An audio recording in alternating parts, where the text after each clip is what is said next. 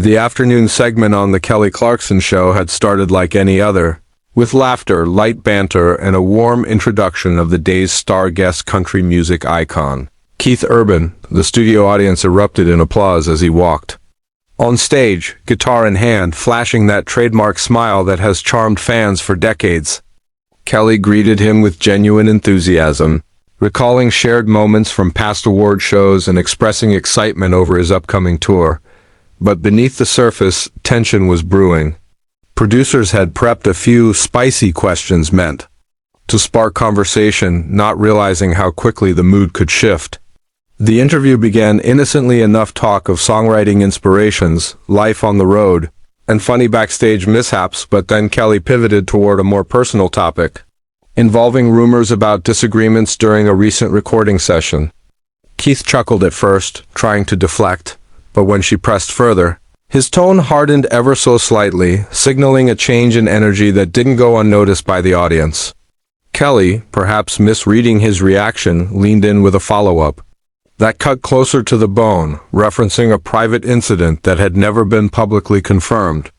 Keith's smile disappeared completely. He set his guitar gently on the floor, adjusting his mic as if steadying himself before speaking. His response was measured but carried a firm edge, making it clear he felt the line of questioning was invasive and unnecessary. A hush fell over the studio as the chemistry between host and guest shifted from playful to tense, with the audience caught between curiosity and discomfort.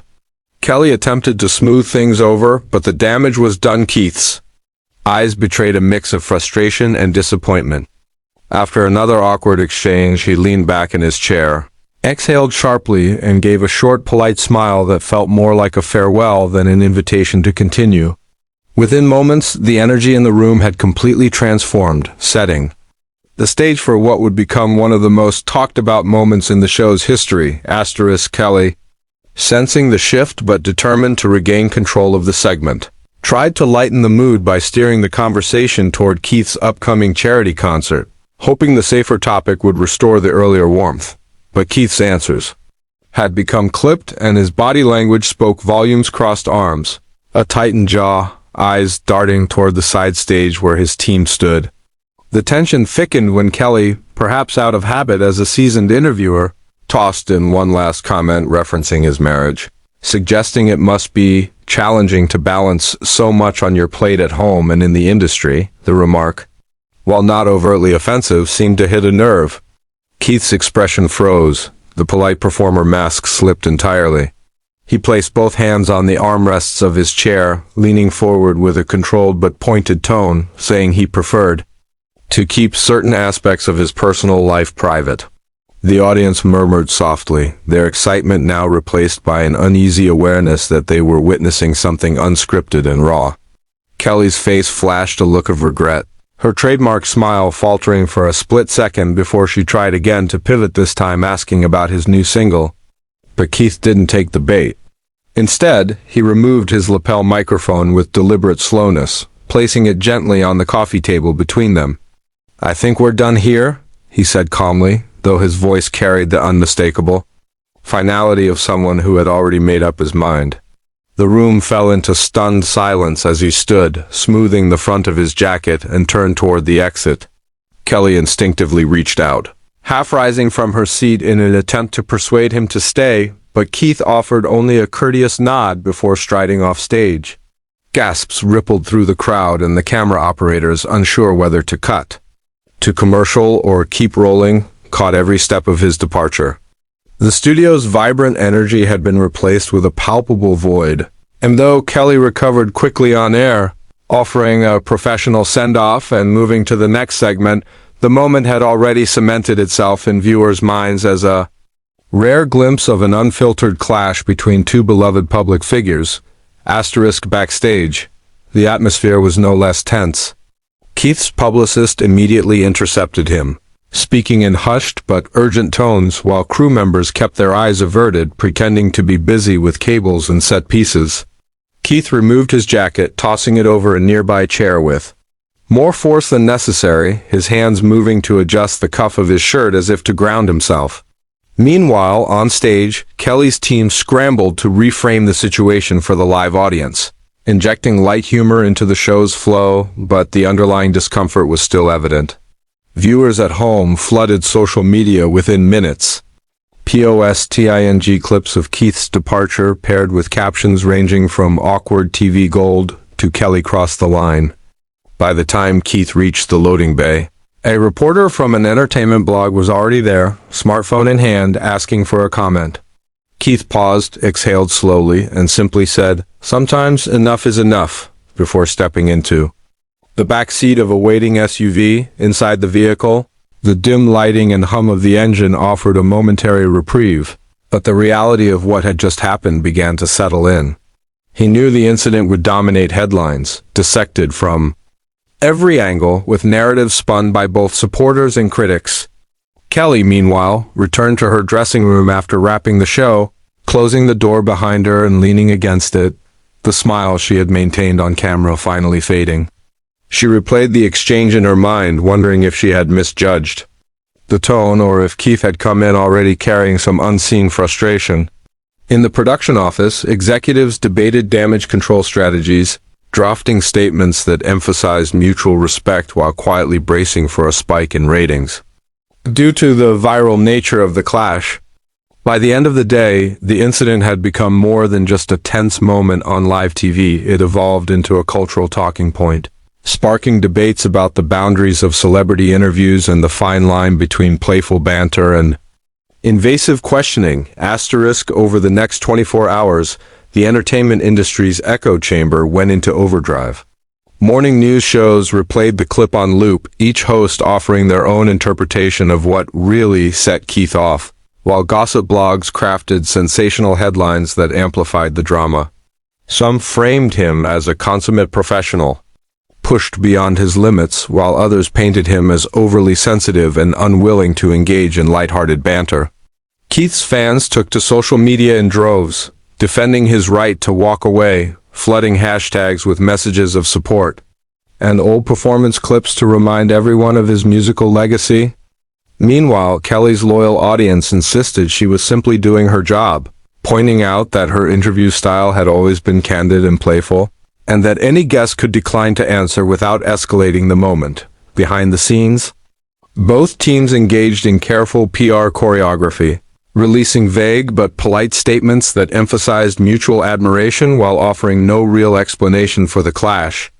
This lack of clarity only fueled further speculation, with amateur body language experts posting slowed-down analyses of the footage, claiming to spot the exact second Keith decided to leave. Producers from other talk shows quietly debated whether they'd take the risk of inviting him on, weighing the potential ratings boost against the possibility of another walk-off. By the afternoon, a few fellow musicians publicly weighed in, some subtly siding with Keith's stance on personal boundaries, others suggesting that artists had to expect tough questions in today's media landscape. The conversation bled into fan forums and radio call-in segments, turning a fleeting on-air moment into a multi-day saga that blurred the lines between entertainment news and cultural discourse. Even late-night comedians got involved, crafting monologues that poked fun at both sides, though Keith and Kelly themselves remained notably silent, letting the frenzy swirl unchecked. By the second day, the story had reached a fever pitch, with major outlets commissioning think pieces on celebrity boundaries in the age of viral moments. Fans were dissecting not just Keith Urban's words, but his tone, posture, and even the way he adjusted his jacket before leaving the set.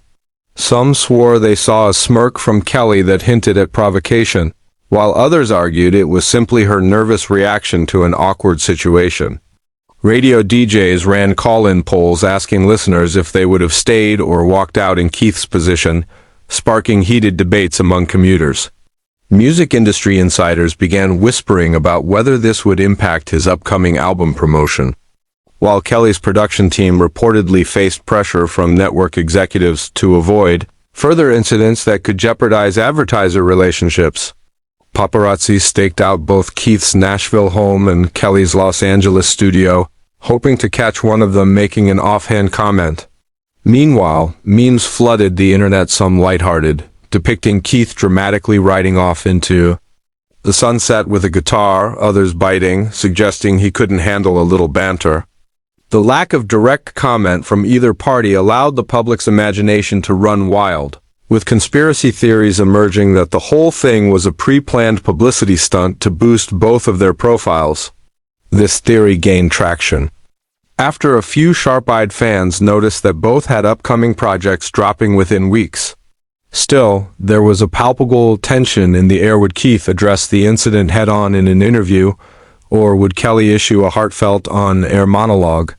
As days passed, anticipation only grew, and the walk-off had officially shifted from a single awkward TV moment to a cultural flashpoint about fame, privacy, and the fine line between entertainment and intrusion. When Keith finally broke his silence during a surprise appearance on a country radio morning show, his tone was calm but firm, making it clear he wanted to set the record straight without adding more fuel to the fire. He explained that while he respected Kelly and enjoyed her show in the past, the conversation had veered into territory he felt was too personal and irrelevant to why he was there. He admitted he might have handled it differently, perhaps by steering the topic back to music instead of walking off, but said in that moment, stepping away felt like the only way to preserve his composure. The host pressed him on whether he believed Kelly's questions were intentionally provocative or simply misguided, but Keith sidestepped the trap, saying only that sometimes people don't realize where your lines are until they cross them. His diplomatic approach impressed many listeners, and within hours, clips of the interview spread across social media, prompting fresh discussions about mutual respect between talk show hosts and guests. Kelly, for her part, remained silent publicly, though sources claim she was deeply conflicted, torn between defending her style of candid, unfiltered conversation and not wanting to alienate a fellow musician she admired. Behind the scenes, her team reportedly debated whether she should invite Keith back for an on-air reconciliation, an idea that worried network executives who feared it could turn into another unpredictable moment. Meanwhile, ticket sales for Keith's upcoming tour spiked noticeably, a phenomenon some credited to the walk-off buzz, while others saw it as proof that any publicity, whether good or bad, can work in an artist's favor. The incident, now several days old, showed no signs of fading from public consciousness, cementing its place as one of the most talked about daytime TV moments of the year.